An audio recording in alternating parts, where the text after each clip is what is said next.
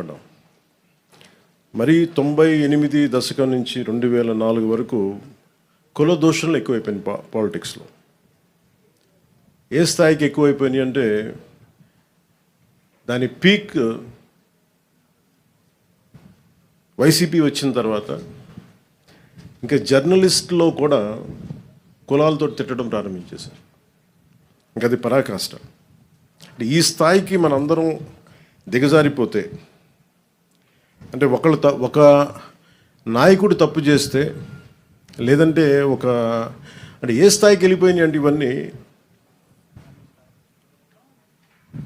Late 98 నుంచి కానీ 2004-05 తర్వాత ఇంకా కుల దూషణలు ఏ స్థాయికి వెళ్ళిపోయినాయి అంటే ఒక సెన్సిటివ్ ఇష్యూస్లో తోసారు.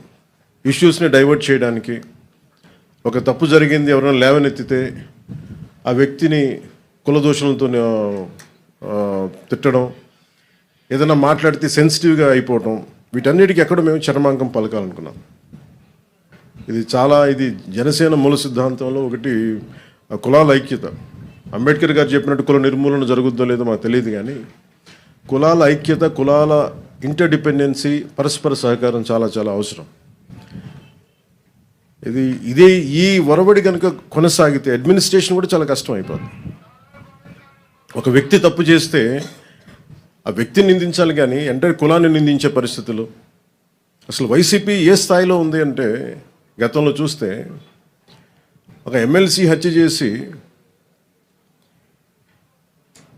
ఒక దళిత కులానికి చెందిన యువకుడిని హత్య చేస్తే అది ఏ గొడవలైనా ఎన్ని పక్కన పెడితే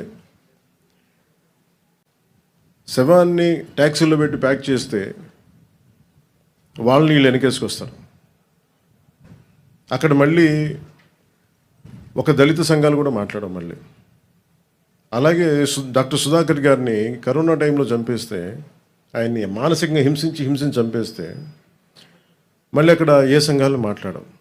అసలు ప్రతిదానికి కూర్చోబెట్టి సంఘాలు పెట్టుకొని సంఘాల నాయకులు బాగుపడుతున్నారేమో లేదో మాకు తెలియదు, కానీ ఆ కులాల ప్రజలు మటుకు చాలా ఇబ్బందులు పడతారు, చాలా బాధపడతారు, అభివృద్ధికి అయితే నోచుకోవట్లేదు.